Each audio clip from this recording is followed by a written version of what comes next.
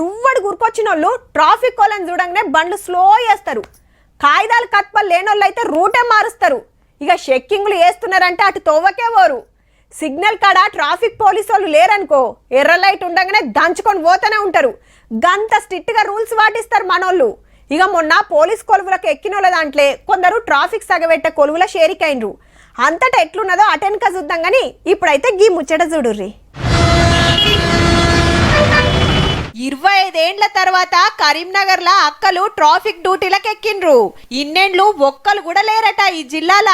నెల కిందనే 5గురికి పోస్టింగ్ వస్తే పొద్దుందాకా సిగ్నల్లు చౌరస్తల కాడ నిలబడి ట్రాఫిక్ కంట్రోల్ చేస్తున్నారు. ఫస్ట్ డే అంటే కొంచెం కాలు నొప్పి లాగా అనిపిస్తుంది అంతే. దాని నెక్స్ట్ డే అలవాటు అయిపోయింది. ఉంటంటే అదే అలవాటు అవుతుంది కానీ ఒక్కొక్కరు డిగ్రీలు పీజీలు బీటెక్లు సుత చేసినోళ్ళు ఉన్నారు.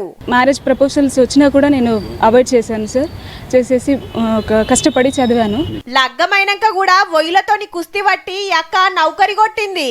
వాళ్ళతో సమానంగా మేము నిల్చొని చేయడం చాలా గర్వంగా ఉంది. మా హస్బెండ్ తను కావాలని ఉండే, తను కాలేకపోయేసరికి నన్ను చేపించారు పట్టుబట్టి. మరి కొత్తగా డ్యూటీకి ఎక్కిండ్రు కాబట్టి తక్లీఫ్ అయితే ఉండొచ్చు గాని ఇంటిని దేశాన్నే సగబెట్టే సత్తా ఉన్నోళ్ళు ట్రాఫిక్ ఒక లెక్కన. All the best.